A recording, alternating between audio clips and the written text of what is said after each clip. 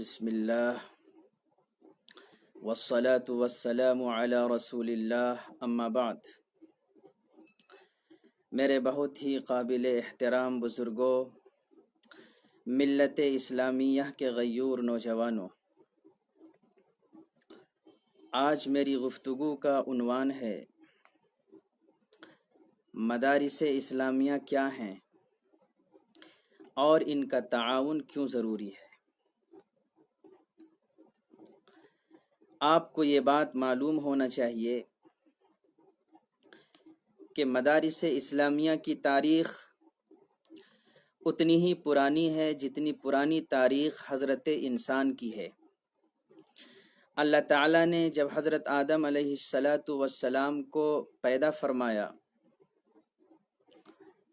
تو سب سے پہلا مدرسہ آسمانوں پر قائم ہوا، جس کے معلم خود اللہ رب العزت بنے اور طالب علم اور متعلم حضرت سیدنا آدم علیہ السلام تھے۔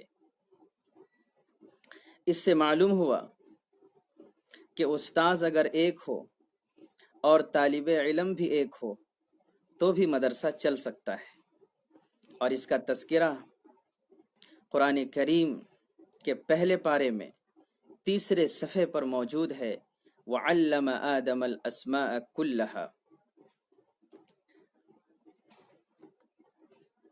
یہ مدارس اسلامیہ کی برکت ہے کہ ہم مسلمان اور دیندار نظر آ رہے ہیں۔ میں ایک جملہ کہا کرتا ہوں جس میں بعض مرتبہ بہت لوگ حیرت میں پڑ جاتے ہیں۔ وہ جملہ یہ ہے کہ دنیا قائم ہے مسلمانوں سے، اور مسلمان اور اس کا تشخص دینی زندگی قائم ہے مدارس اسلامیہ کے وجود سے۔ آپ کو چین کے بارے میں معلومات ہوگی، روس کی تاریخ معلوم ہوگی، اسپین کی تاریخ معلوم ہوگی۔ تقریباً پون صدی سے چینی مسلمان انسانیت سوز مظالم کے شکار ہیں۔ انتہائی دشوار گزار اور کٹھن مراحل سے چینی مسلمان گزر رہے تھے۔ اسلامی شعائر پر پابندی، نمازوں پر پابندی عائد کی گئی، حتیٰ کہ ان کے لیے گھروں میں قرآن رکھنا ایک بہت بڑا جرم قرار دے دیا گیا۔ اسی طرح روس کے مسلمان تقریباً 70 سالوں تک مختلف قسم کے مظالم کا شکار رہے۔ جب روس میں کمیونسٹوں کی حکومت آئی، مذہب بیزار لوگوں کی حکمرانی ہوئی، تو مسلمانوں کے اوپر روس کی زمین کو تنگ کر دیا گیا۔ قرآن پڑھنا، نماز پڑھنا، تلاوت کرنا یہ تو دور کی بات ہے۔ ان کے لیے قرآن کا لفظ، نماز کا لفظ اور اللہ زبان پر لانا ملک کی بغاوت سے بڑا جرم قرار دے دیا گیا تھا۔ علماء کرام کو انتہائی اذیت ناک تکلیفیں دی گئیں۔ تاریخ میں آتا ہے کہ جید قسم کے علماء کو پکڑ کر شہر کے باہر لے جاتے، خود انہی کے ہاتھ سے قبر کھدواتے اور قبر کے کنارے کھڑا کر کے انہیں شوٹ کر دیا جاتا۔ قبر میں ڈالنے کے بعد اوپر سے چونا انڈیل دیا جاتا تھا۔ لیکن ان تمام مخالف حالات آپ چین کے مسلمانوں کو دیکھیں گے، پابند صلاۃ، پابند صوم ہیں۔ ان کے چہروں پہ داڑھیاں اور سروں پہ ٹوپیاں ملیں گی، اور 70 سال پابندی کے باوجود روس کے مسلمان جب انہیں آزادی ملی، اللہ غنی، 70 سال کوئی معمولی عرصہ نہیں ہوتا ہے۔ کئی نسلیں گزر جاتی ہیں، لیکن اس کے باوجود ان کے اندر دین زندہ تھا، ایمان زندہ تھا، بلکہ حافظ قرآن بھی موجود تھے۔ اس کے برخلاف اگر آپ اسپین کی تاریخ پڑھیں گے، اندلس کی تاریخ پڑھیں گے، تو تقریباً 800 سال تک مسلمانوں نے وہاں حکومت کی۔ 711 سے لے کر 1492 تک مسلم حکمرانی تھی، تقریباً 781 سال بنتے ہیں۔ لیکن جب مسلم حکومت کا خاتمہ ہوا تو کچھ مسلمانوں نے افریقی ممالک کی طرف رخ کر لیا، کچھ شہید کر دیے گئے، اور جو وہاں بچ گئے انہوں نے اپنا دین اور ایمان محفوظ نہیں رکھ پایا، ان کی نسلیں ارتداد کا شکار ہو گئی، اور نوبت یہاں تک پہنچ گئی کہ ان کی نسلوں کو یہ تک نہیں معلوم رہا کہ ہمارے آباء و اجداد مسلمان تھے، یہاں کے حکمراں تھے۔ آخر اتنا بڑا فرق کیوں؟ چینی مسلمان، روسی مسلمان، تمام تر مخالفتوں کے باوجود، مظالم کے باوجود اپنا دین اور ایمان ان لوگوں نے اسپین میں اور اندلس میں رہ جانے والے مسلمانوں نے اپنے دین کی حفاظت کیوں نہیں کر پائی؟ عالم اسلام کی ایک عظیم شخصیت حضرت مولانا محمد رابع حسنی دامت برکاتہم، ناظم ندوۃ العلماء لکھنؤ کا ایک سفر نامہ ہے، سمرقند و بخارا کی بازیافت۔ اگر آپ ان کا مطالعہ گہرائی سے کریں گے تو آپ کو یہ نقطہ مل جائے گا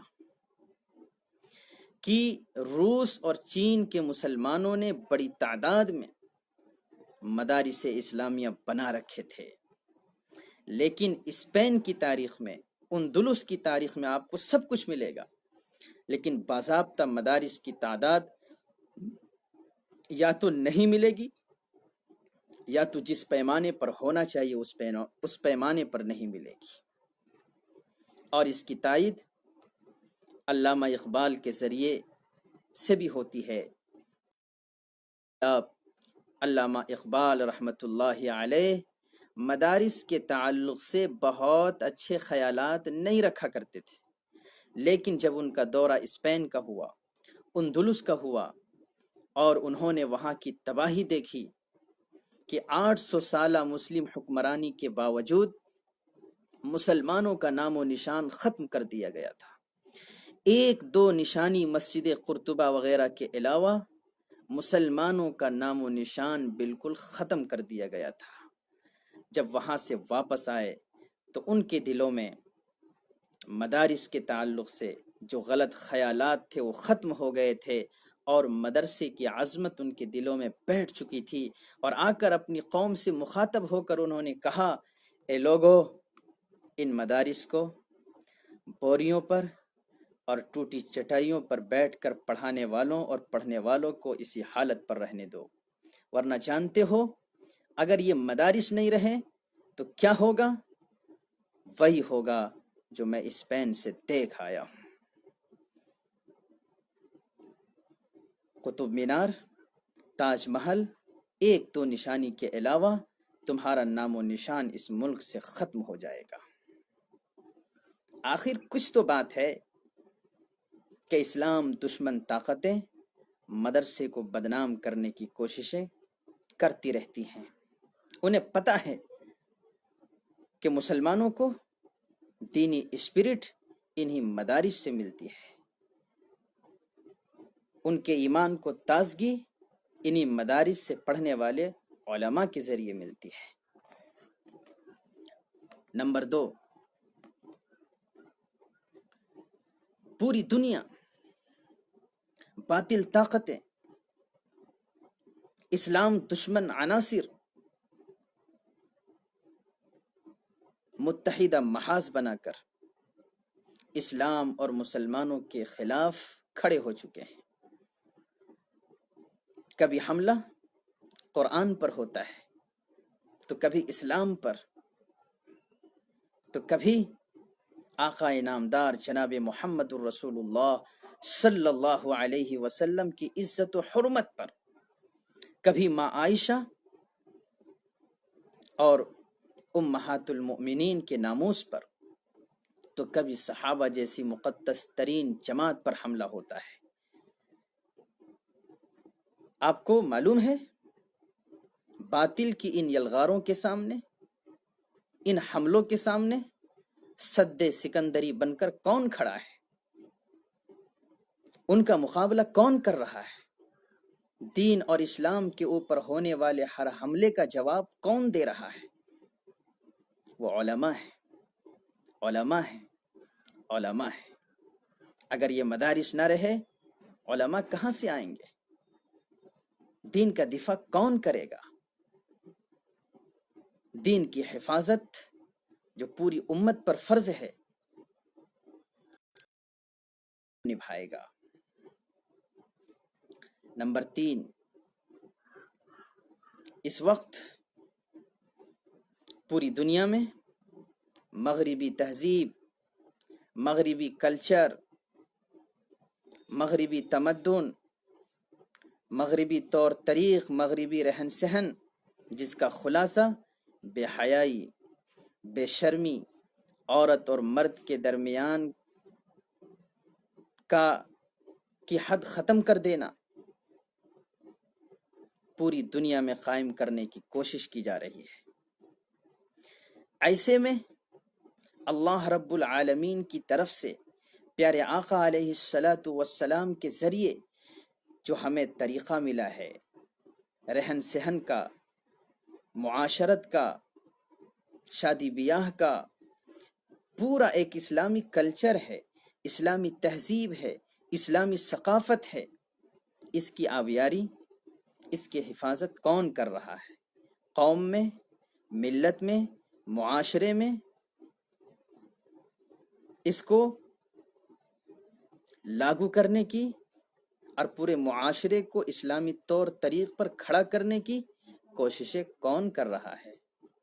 علماء کر رہے ہیں، دینی ادارے کر رہے ہیں، دینی جماعتیں کر رہی ہیں، جس کا نتیجہ ہے کہ آج گزرنے والا کسی بستی سے گزرتا ہے اور وہ مسلمانوں کی بستی ہوتی ہے تو رہن سہن دیکھ کر، طور طریق دیکھ کر یہ کہہ اٹھتا ہے کہ یہ بستی مسلمانوں کی ہے۔ راستے میں چلنے والا اگر کوئی مسلمان ہوتا ہے تو دیکھنے والا دیکھ کر یہ فیصلہ کر لیتا ہے اس کی چال ڈھال سے، اس کے پہناوے سے، اس کے طرز سے کہ یہ جانے والا کوئی اور نہیں، محمد الرسول اللہ صلی اللہ علیہ وسلم کا غلام جا رہا ہے۔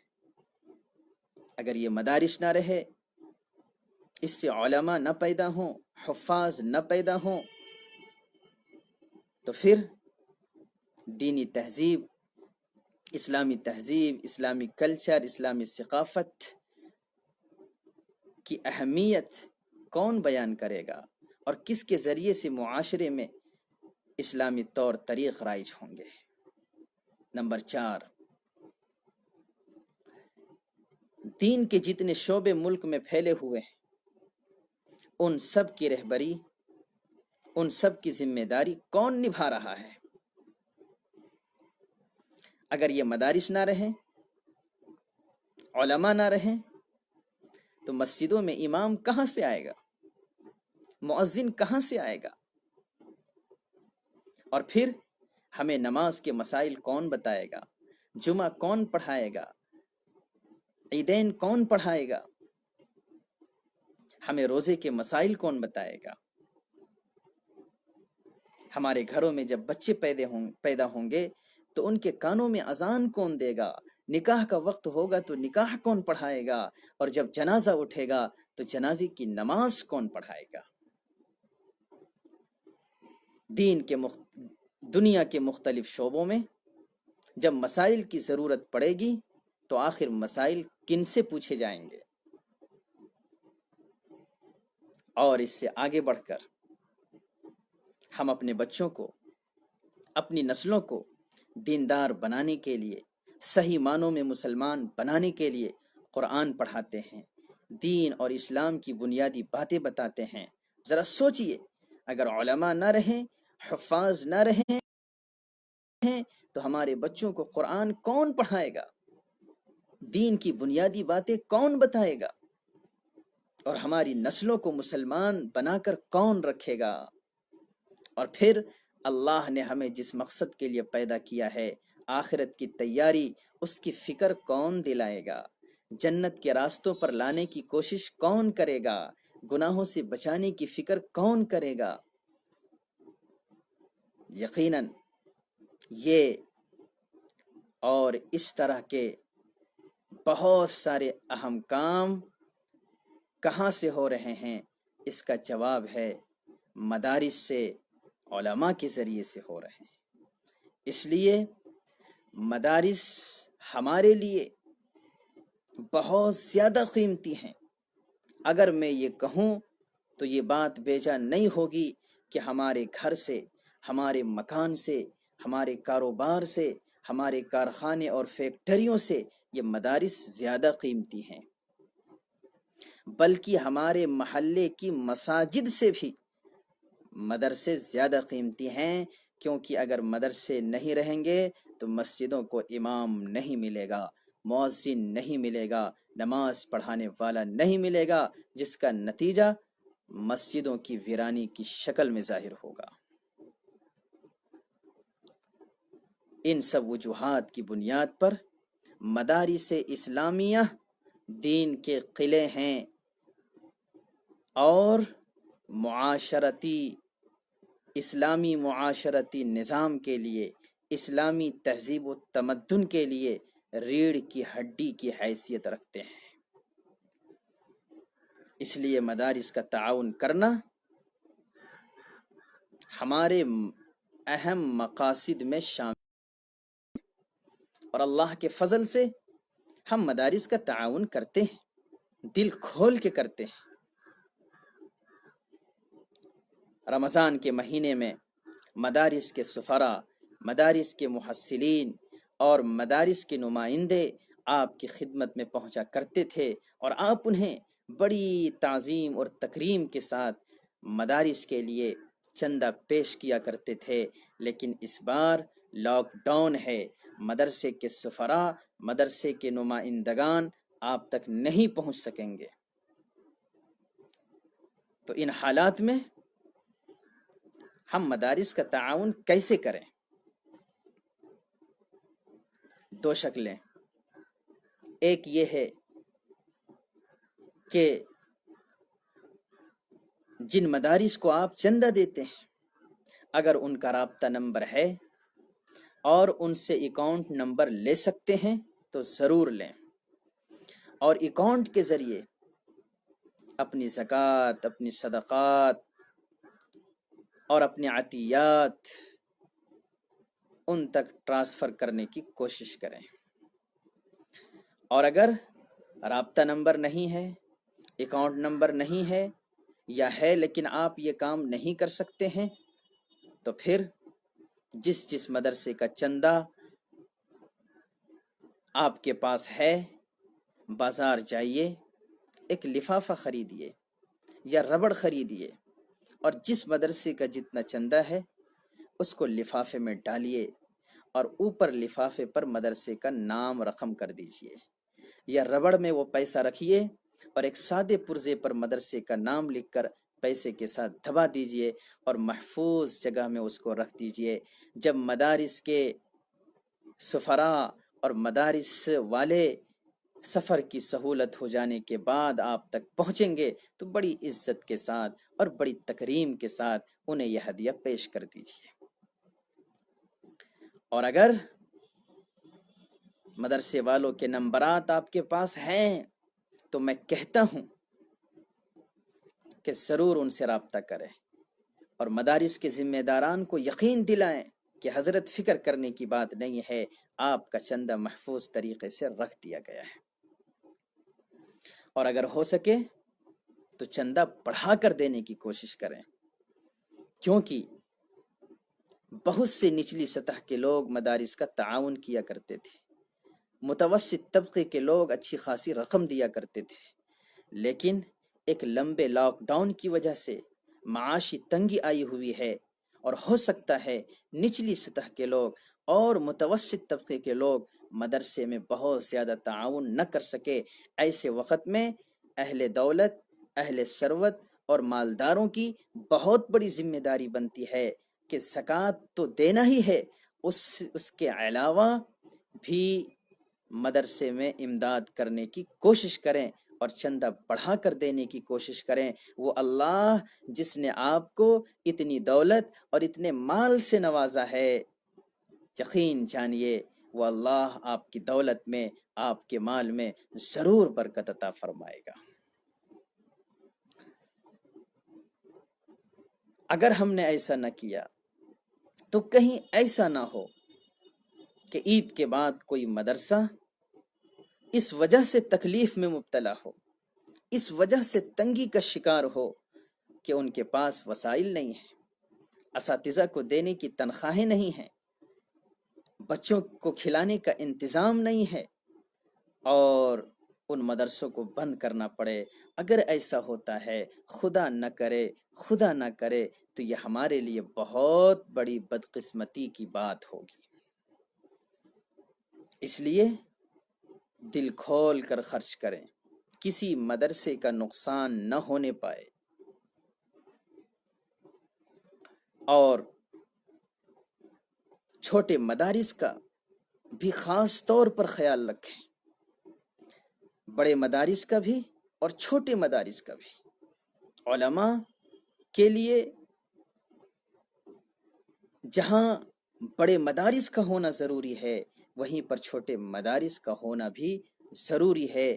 چھوٹے مدارس کے بغیر بڑے مدارس کو خوراک نہیں مل سکتی ہے، اس لیے دونوں اہم ہے، دونوں کا خیال رکھنا بہت ضروری ہے۔ اسی کے ساتھ ساتھ مساجد کے خدام، امام ہے، مؤذن ہے، ان کا بھی بھرپور خیال رکھیں۔ جس علاقے میں آپ رہتے ہیں، جس قصبے میں رہتے ہیں، اگر مدرسہ ہے تو عام طور پر چھوٹے مدارس میں شعبان آتے آتے بجٹ ختم ہونے لگتا ہے۔ اگر کسی مدرسے میں اس طرح کی مشکلات آئی ہے، مدارس کے ذمہ داران سے مل کر ان کا بھرپور تعاون کرنے کی کوشش کریں، اور جو مدرسے کے اساتذہ ہیں ان کو ہدایہ پیش کریں، ان کو گفٹ پیش کریں، اور بڑی عزت کے ساتھ، بڑی تکریم کے ساتھ۔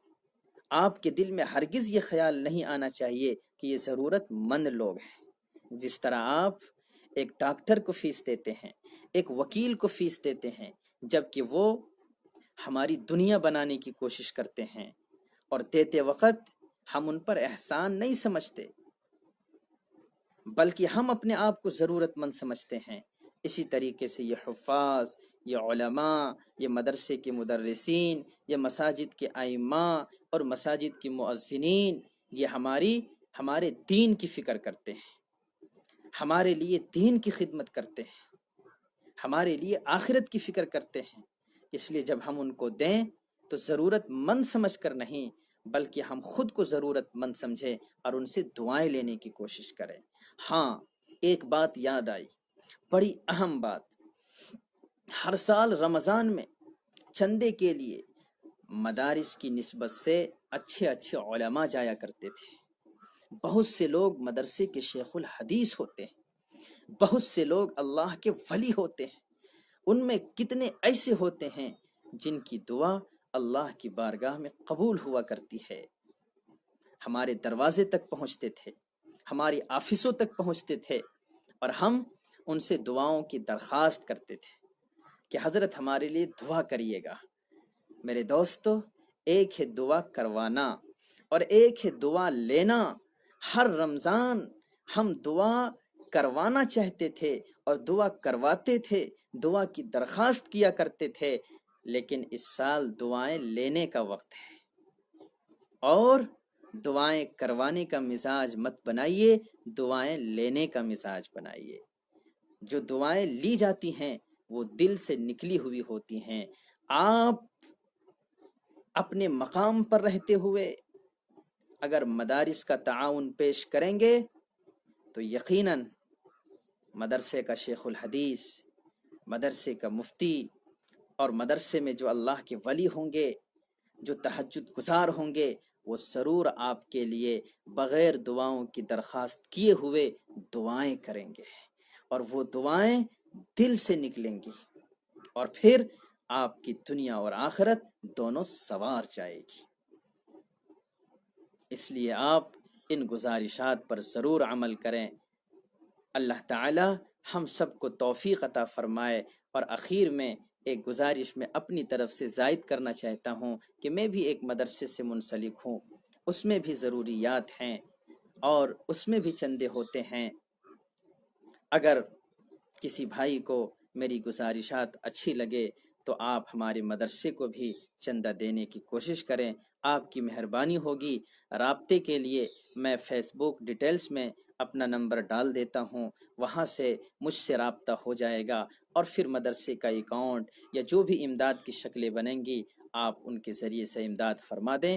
آپ کی مہربانی ہوگی۔ اللہ ہم سب کے روزوں کو قبول فرمائے، اللہ ہم سب کی تراویح کو قبول فرمائے، اللہ یہ وبا کرونا وائرس جو پوری دنیا میں آئی ہوئی ہے، اللہ اس وبا کو ختم فرمائے، اور ہم سب کے لیے مساجد کے دروازے اللہ جلد از جلد کھول دے۔ وآخر دعوانا ان الحمد للہ رب العالمین۔ جزاکم اللہ، والسلام علیکم ورحمۃ اللہ وبرکاتہ۔